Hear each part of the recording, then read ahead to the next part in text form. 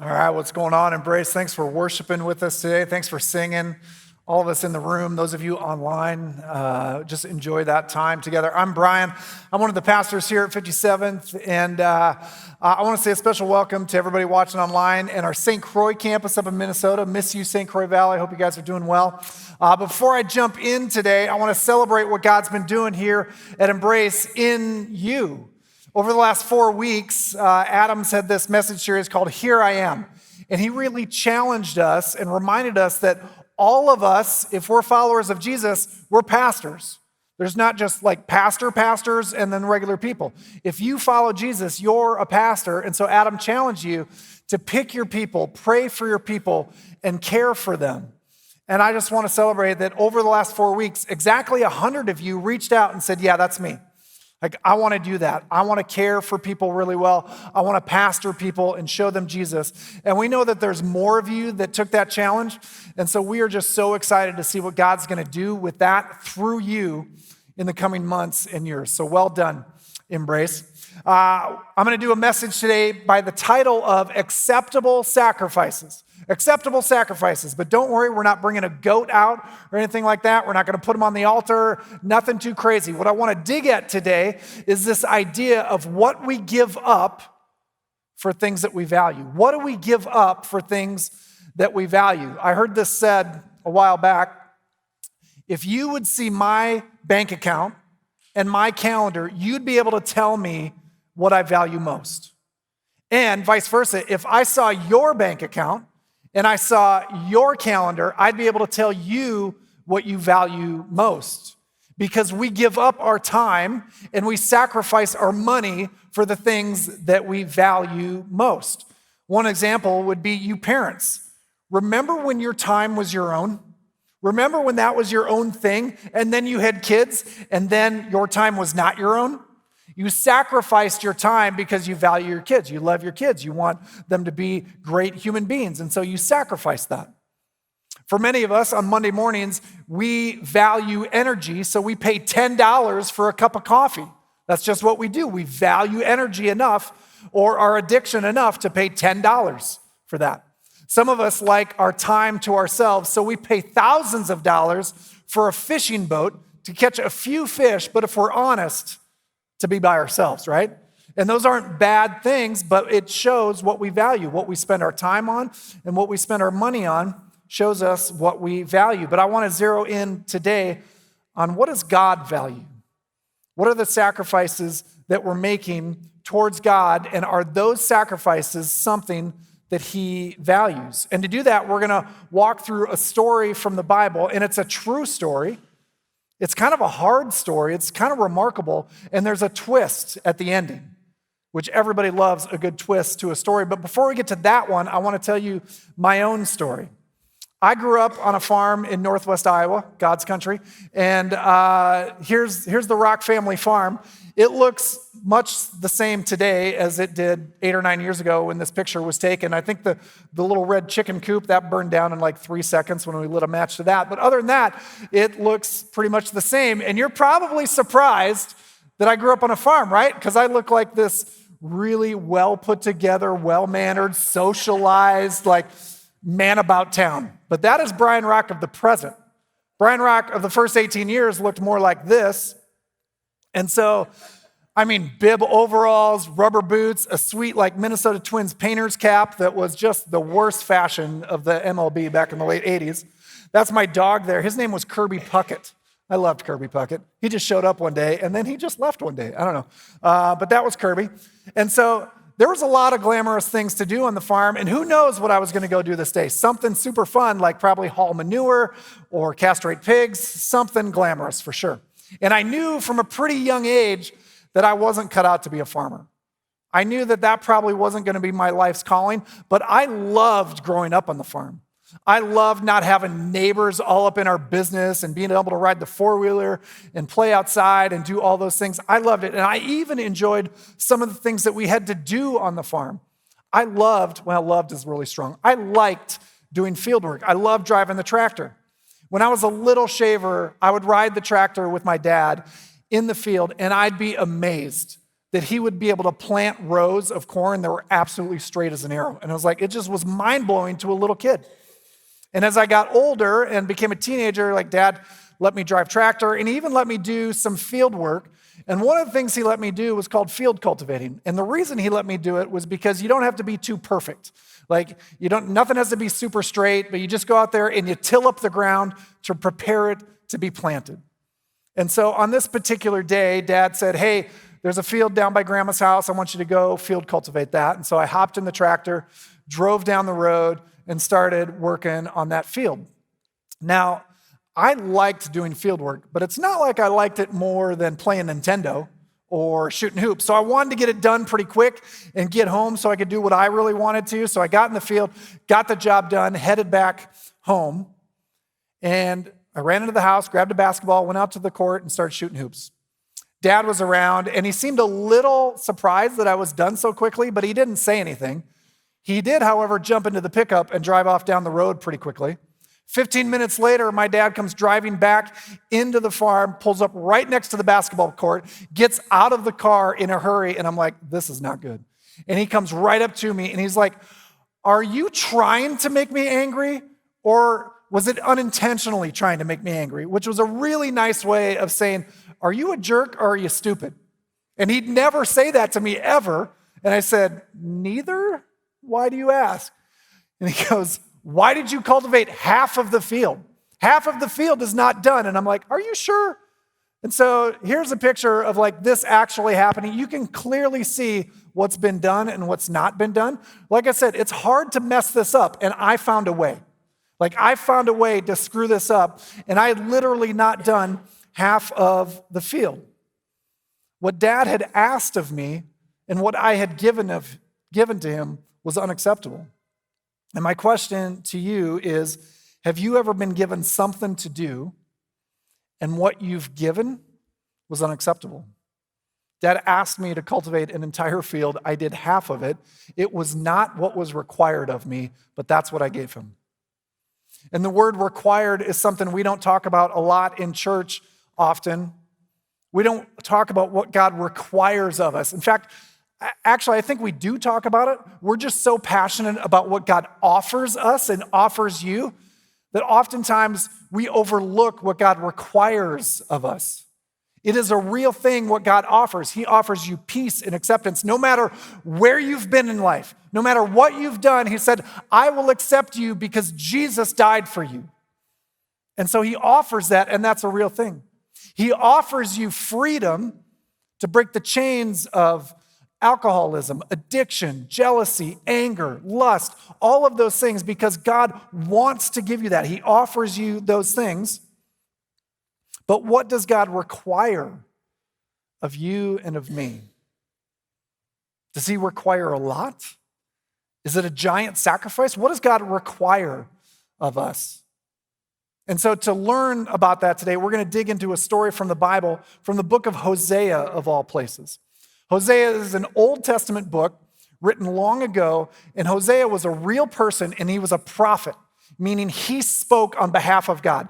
God said, Hosea, I want you to go and speak to the Israelite nation on my behalf. I will give you my words, and you tell them what I say to them. But the first 3 chapters of Hosea are his own story, and it's a real story. And so as you get into Hosea, it's kind of a downer as you start. Like this week, I was on a run. I don't run all that often, but I was on a run, and I was listening to the first 3 chapters, and I kept running slower and slower and slower because it's kind of a downer. And it couldn't have been because my conditioning was terrible. It had to be because of what I was listening to. But Hosea starts telling the story of his broken marriage to a woman named Gomer, which is a beautiful feminine name that we don't use very often anymore. So Hosea is married to Gomer, and God instructed Hosea to marry her. Gomer was a prostitute, and God said, I want you to go marry Gomer. She's a prostitute. So Hosea went into this relationship, eyes wide open, knowing that there was a good chance his heart might get broken. And so here's what happens. The story begins. Their love story starts, and things start out pretty good. In fact, they have 3 children together, Hosea and Gomer. But ultimately, she commits adultery. And here's where the story turns, because the expectation would be, okay, God's going to judge Gomer and there's going to be consequences for her because she's been unfaithful. When in reality, God goes to Hosea and says, here's what I want you to do. I want you to pursue your wife. I want you to go get her, bring her back into your home, and recommit, Hosea, recommit your love and faithfulness to her. I want you to redeem the relationship. And Hosea does exactly that. And this is his story. It's not a made-up story to prove a point, but God has a point to this story. You see, Hosea's story is a symbol of God's relationship with his people, the Israelites. From Hosea marrying a prostitute, to her being unfaithful to him, to Hosea then going after her and pursuing her in love, is all an illustration how God has treated the Israelite nation and how the Israelite nation has treated him back. God is the faithful spouse in this story, and the Israelites are the unfaithful spouse in this story. But what reason was there for the Israelites to be faithful to God? What had he brought them out of? Well, God had brought them out literally of slavery. For 400 years, the Israelite nation had been slaves in Egypt. And God brought them out of that, not by causing a war. He had all these miracles done. If you watch 10 Commandments from like the 1950s, like all these miracles happen. And the Pharaoh finally just says, leave, go, get out of here. And so thousands and thousands and thousands of Israelites leave Egypt. God brings them out, and he gives them this land that he's promised to them long ago. And he gives every one of their needs to them. Everything is fulfilled. And how do the Israelites repay God? They cheat on him. They commit adultery in essence, because they start worshiping other gods and building altars to other gods and sacrificing things to other gods that the Israelite God had said, hey, I want you to do these things for me. And they were doing it for other gods. So now, as we get into Hosea further into chapter 6, here's what God says through Hosea to the people of Israel. What can I do with you, Ephraim? What can I do with you, Judah? Your love is like the morning mist, like the early dew that disappears. The language is a little bit strange here, so let's unpack this. Ephraim and Judah are just names for the Israelite people. God's calling them by name. It's a different name. He's just calling them by name. Your love is like. God's saying, you loved me at one point. Your love is like. So they did love him, but your love is like the morning mist and the early dew that disappears. In the Midwest, in the summer, the dew is thick on the grass. Every morning, I notice this when I take my dog Copper outside. Here's a picture of Copper. He's an absolute diva. And so I take Copper outside to go pee, and he is too much of a diva to get his paws wet, so he doesn't want to go on the grass. So I have to walk into the grass and pull him into the grass. So, he's just a complete diva. If I'd wait till noon, the grass would be dry and he wouldn't care. And so God is telling the Israelites, you love me about as long as the dew lasts. It is gone like that. And so that is how God is talking about their relationship with the Israelites. The next verse says this, therefore, I cut you into pieces. Therefore, again, he's going back to how long you've loved me, a short time. Therefore, I cut you into pieces with my prophets. I killed you with the words of my mouth. Then my judgments go forth like the sun. I cut you to pieces with my prophets. God's saying, hey, I've sent people to tell you what you've been doing wrong. I've sent Hosea to accuse you. I've sent other prophets. There is no way that you don't know that you've displeased me. And so he didn't physically murder them. He didn't kill them physically, but he killed them with the words of his mouth. He accused them of their wrongdoing. And then the last part of it, my judgments go forth like the sun. God's saying, you have done wrong and there's consequences coming. So if you're tracking with me, God has told them that they've messed up. God has told them that there's judgment coming. There's consequence for how they've treated him. But the real gut punch hasn't even happened yet. That hasn't even landed yet. It's in the next verse. For I desire mercy, not sacrifice, an acknowledgement of God rather than burnt offerings. You see, the Israelites were not stupid people. They remembered through the stories of their ancestors what God had done for them. So they knew that God had brought them out of slavery. They knew it in their mind, but they hadn't seen God really work in any amazing way that they could see physically. And so they had moved on. They cheated on God with other gods. But God had asked them, he said, hey, I want you to come and bring sacrifices and burnt offerings to me. And this is where it gets a little bit weird because we don't talk about sacrifices or burnt offerings because it's just strange to our modern ears. But what God had asked of the Israelites was to bring a lamb or a goat from their own flock or to bring grain from their own harvest. And what they would do is they would slaughter that animal and offer it as a sacrifice to God, not because God was bloodthirsty, but because it showed dependence on God. It was a big deal for them to take one of their flock and give it away like that, because what that meant was they weren't going to be able to create income off of that. They were losing food. They were losing the ability to have a larger flock. It was a big deal. The same with the grain. If they burnt their grain, they couldn't use that for food, to make bread. They couldn't sell it to make money. And so God has asked for these offerings in one way as a sign of dependence. And so what they were saying is, when they would do this, what they were supposed to be doing was, God, I depend more on you than I depend on my stuff. But that doesn't really connect with us at all today, does it? Never has anybody in the history of man say, I put more trust in my paycheck than I do in God. I put more trust in the food on my table than I do in God to provide for me. Of course, all of us do that. There have been times where all of us are like, yeah, I just got to work. I got to get it done. And here, all God is asking is for dependence, is to show some dependence. And over the years, hundreds and hundreds of years, the Israelite nation, they were still giving some of these offerings to God, but they weren't the first part of the harvest. They were what was left over. It wasn't a young lamb or goat. It was whatever they could find. If they had one to spare, they would sacrifice it and offer it. And God is rejecting it. Back to the verse, God says, I desire mercy, not sacrifice. Not because he didn't want sacrifice, not because he didn't want them to show their dependence on him, but because that sacrifice no longer meant anything to them. They were going through the motions.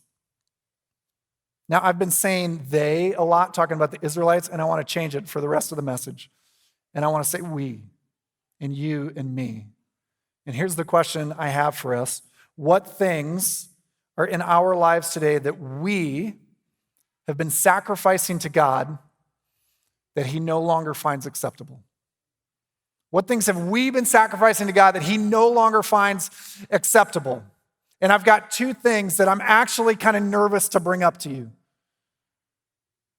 because it's a hard thing for us to wrestle with in church. The first thing that I wonder if it's an unacceptable sacrifice in God's eyes anymore is Sunday morning. Sunday morning. We're all here on Sunday morning. We're watching online on Sunday morning. As I was growing up, the Rocks never missed church.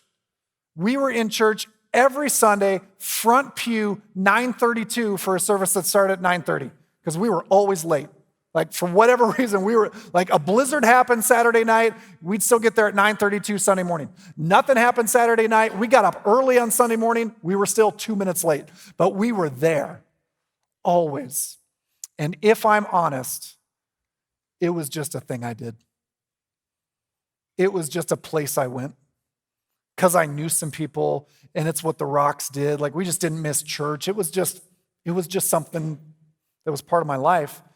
And it wasn't something that I was actually sacrificing and giving to God and giving my best necessarily. And I even took pride in it. I remember junior year, I got home at 2 a.m. from prom, and mom and dad made me go to church at 9:32 a.m. the next morning. And there was pride in that, because I'm like, gosh, this is just what we do. We're just better, which was not the case at all. And I think the Israelites probably took pride in these sacrifices.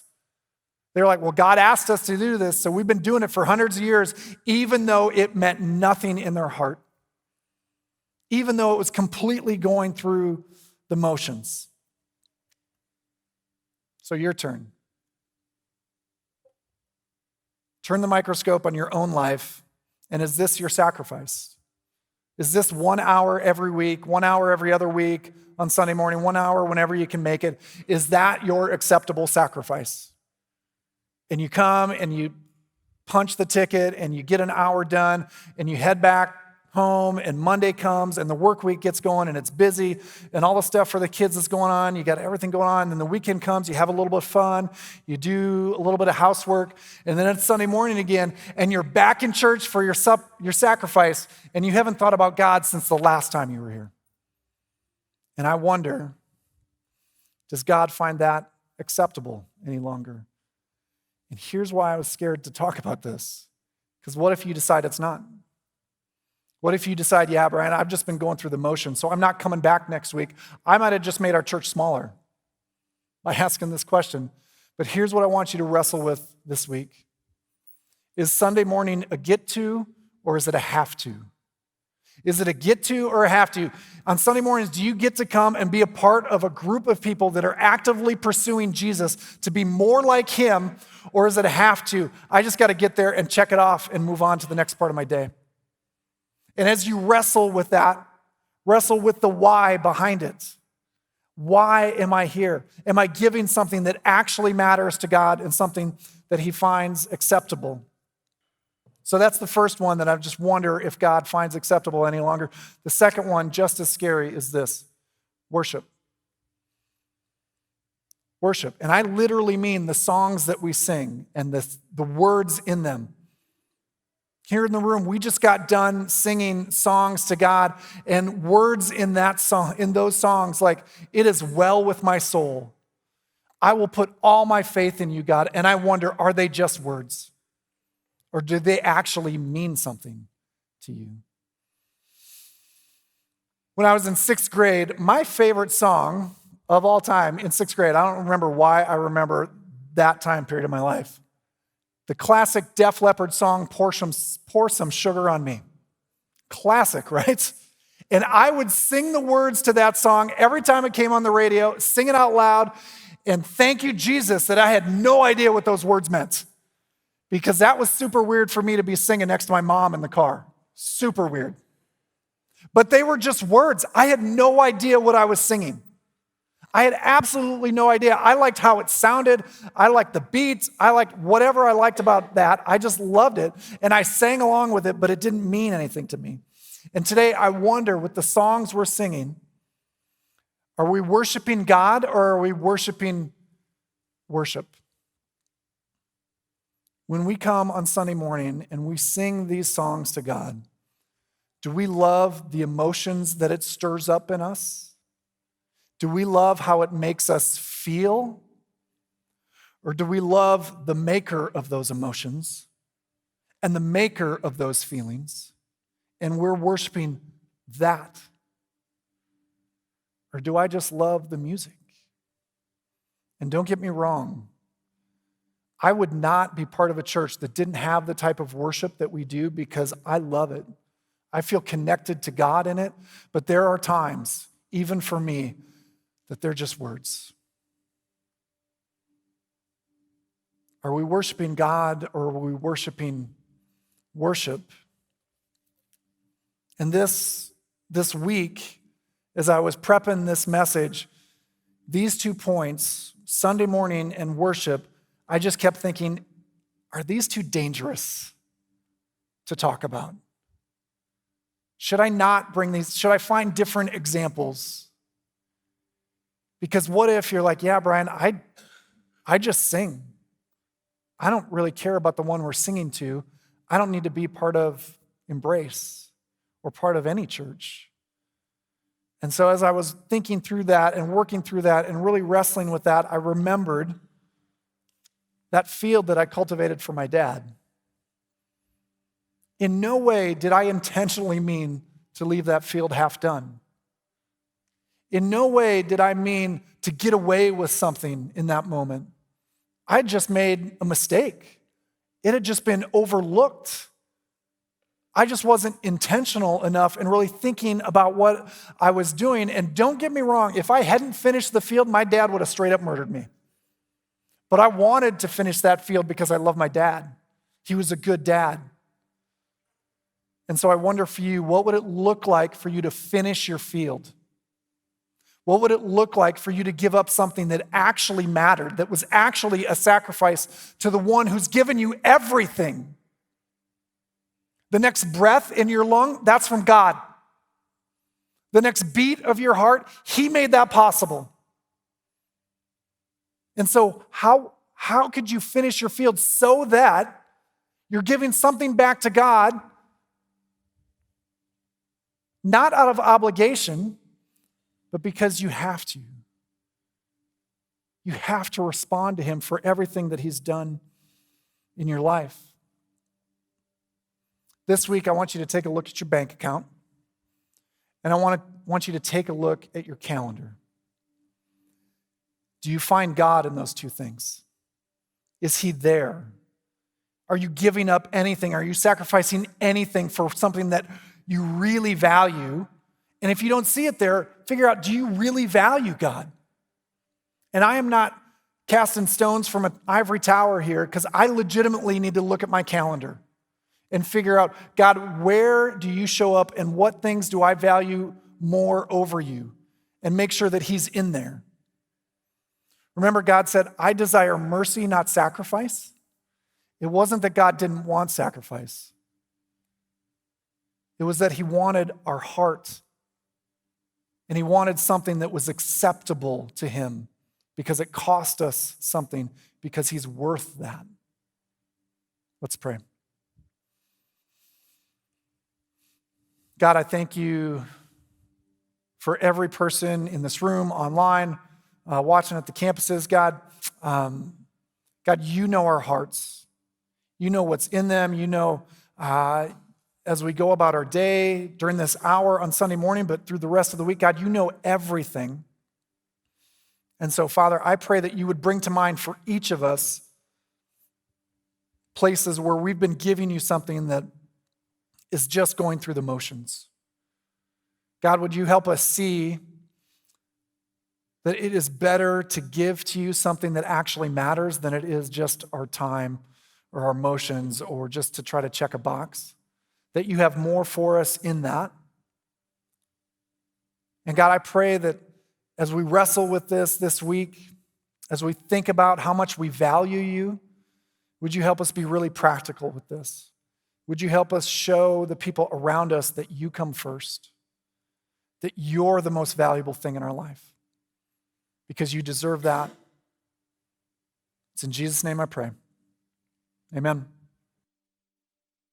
Hey everyone, it's Adam from Embrace. If you enjoyed today's message, make sure to subscribe to Embrace's YouTube channel to stay updated. You can also click here to check out other videos. Thanks for watching.